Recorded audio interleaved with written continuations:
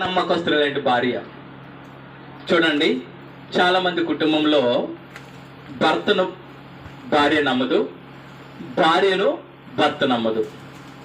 మరి దేవుని దగ్గర శ్రమలోను, కష్టంలోను, కలిమిలోను, దుఃఖములోను, మరి వేదనలోను తోడై ఉంటానని ప్రమాణం చేస్తారు వీరిద్దరూ కూడా.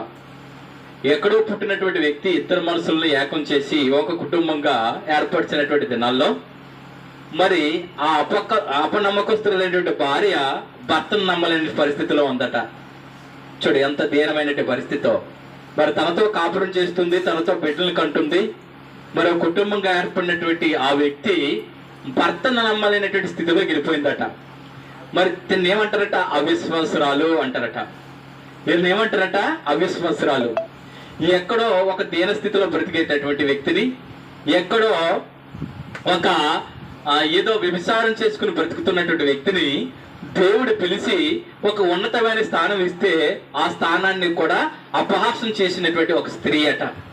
చూడు, బైబిల్లో స్త్రీ కోసం చాలా ప్రాధాన్యత ఇస్తూ రాయబడినటువంటి కొన్ని వాక్యాలు చూసినట్లయితే మరి అపనమ్మకస్తులైనటువంటి భార్య మరి ఆ యొక్క వ్యక్తికి ఎటువంటి విధంగా ఉపయోగపడ్డదో చూసినట్లయితే మరి ఒస్సయ అనేటువంటి వ్యక్తి ఆ వ్యభిచారం చేసేటువంటి వ్యక్తిని పెళ్లి చేసుకున్నాడట. చూడండి, వ్యభిచారం చేసే వ్యక్తిని ఒక గొప్ప వ్యక్తి పెళ్లి చేసుకోవడానికి కారణం ఏంటంటే దేవుడిచ్చినటువంటి పిలుపును.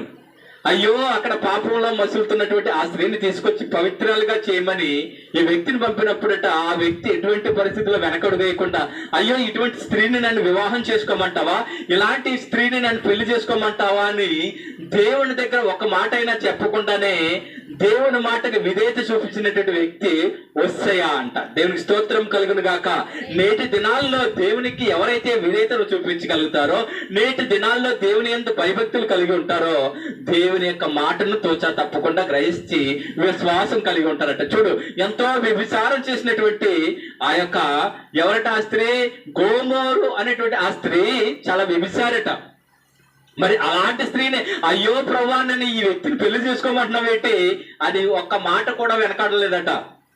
వెనకాడకుండా దేవుడు చెప్పిన ప్రకారంగా ఆ స్త్రీని వివాహం చేసుకున్నాడట. మరి చేసుకుని వ్యభిచారంలో ఉండి, పాపంలో ఉండి, అంధకార స్థితిలో ఉన్నటువంటి తీసుకొచ్చిన స్త్రీ మళ్ళీ ఎక్కడికి వెళ్ళిందట? దేవుని యొక్క ప్రేమను పొందలేకపోయిందట, దేవుని యొక్క విశ్వాసాన్ని పొందలేకపోయిందట.